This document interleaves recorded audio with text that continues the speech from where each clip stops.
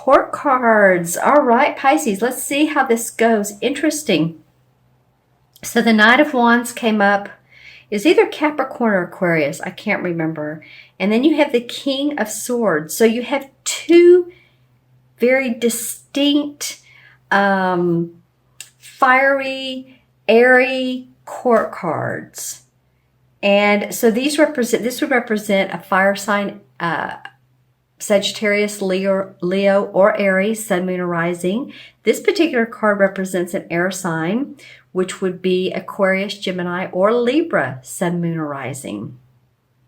So you have some people in your life. Of course, we all do, but they are being distinct in your life right now. They are either helping you move along in a very fiery, passionate way, or you go to them for advice, like a counselor, a teacher, a professor, because this was an air sign.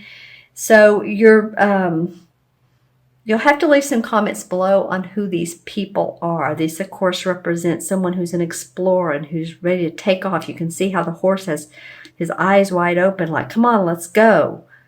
And this guy's very calm, but he's very deliberate in his actions.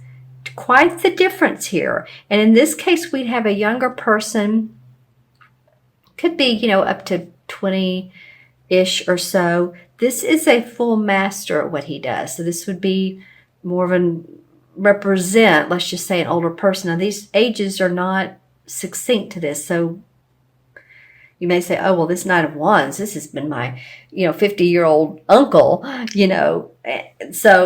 aunt, because remember, these two cards are not gender specific either. But I'm just saying what they represent. All right. Okay, both sitting outside. No water around, so I'm not feeling much. That's a good point. You guys are a water sign. Remember to watch your moon and rising too if you want to complete the full picture if these messages don't resonate. But you may want to watch the full video because you never know. There's no water in these cards. There are a couple of clouds, but no water. This one's actually, in fact, out in the desert. And this is, now there may be a little bit of water back there, but it's not showing that much. These two people are either way out of your comfort zone or your way of thinking, Pisces, or they have very distinct views that you listen to. So just let me know who they are. Very much two different kinds of people in your life. Let's see what else comes up. All right, well, these are two of the suits. We have the Seven of Swords and we have the Four of Cups. Okay, this is for the first part of December. So we have the Seven of Swords, and this is typically someone who is thieving, stealing, maybe ideas. Maybe you've had a great idea. This seems like this has come up for you guys before, Pisces. Anyway, let me know.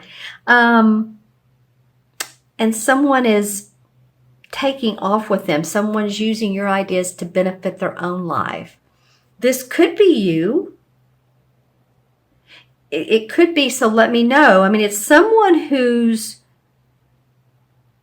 sneaky or feeling sneaky or mischievous. It could be a child, but maybe not so. I mean, we have some of this carnival-looking atmosphere. He's leaving two of the swords, and the swords are about our thoughts and ideas, like I said previously. But there's someone who just sort of sneaks off with some of them. He has his body going this way, but he's sort of turning and facing this Four of Cups. And this may be the feeling that you all have, Pisces.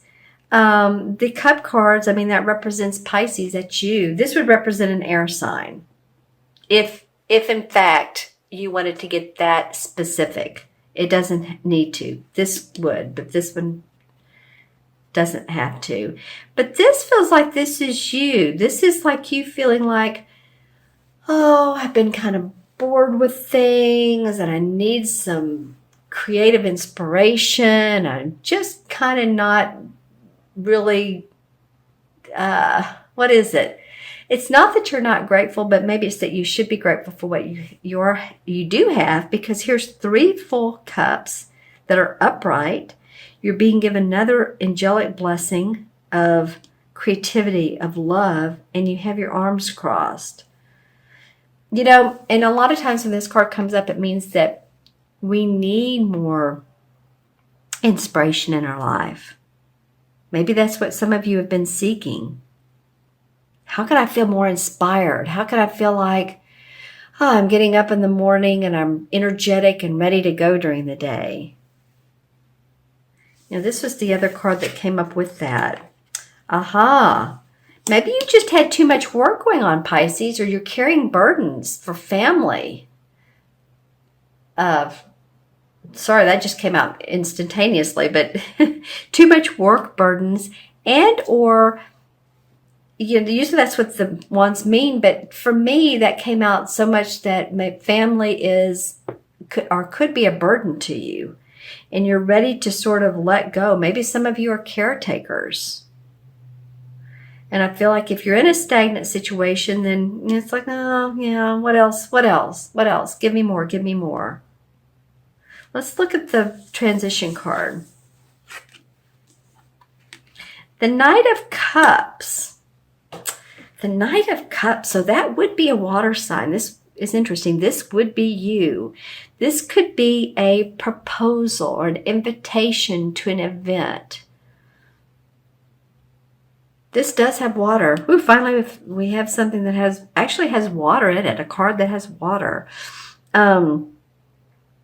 This knight is also an explorer. See how calm he is compared to this one. The horse is stepping instead of flying. But he represents, like I said, a social invitation. I feel like it probably is you. I feel like it could be you wanting to give to others. And maybe you're being met with this sort of arms crossed attitude.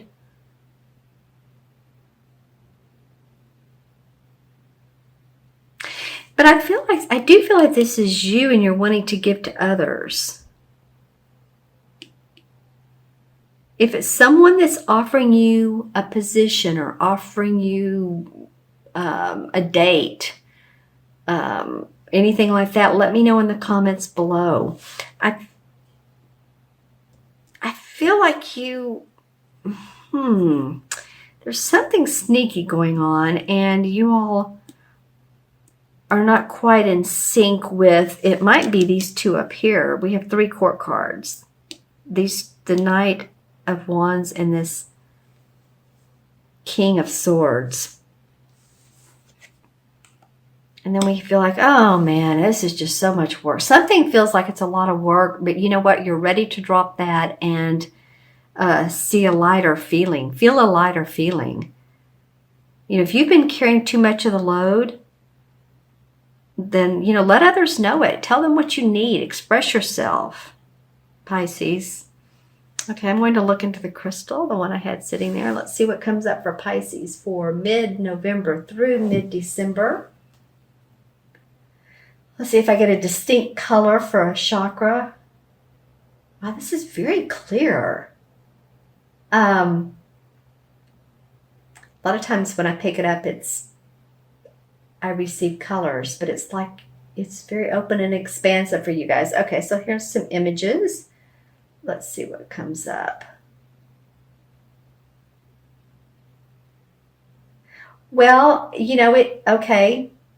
A couple things. So any of you all that are have anything to do with the state of Texas, whether it's business or you have relatives there, I feel like you're thinking about them. It might have been, you know, this past Sunday there was a mass killing at a church. I don't know, but I am seeing the shape of the state of Texas. So that could be for, you know, any of you all around the world if you have friends or loved ones there. There is a lot of amber color. And amber would probably represent the third chakra. The third chakra is sort of a goldish amber looking. And it represents our strength, our confidence, our courage. So you all may want to sit sometime with an amber stone or put it on your third chakra, your stomach area. And that would help feel strengthened. Plus, if you have any digestive problems, it can help with that as well, is what I've noticed. I'm not a doctor, I'm just saying. Okay. There's a picture I'm trying to get a better view of here. It almost looks like, and here I go with, okay. Well, I'm going to talk about Las Vegas in a different way than what happened a month or two ago. I'm seeing like the outside of a little chapel.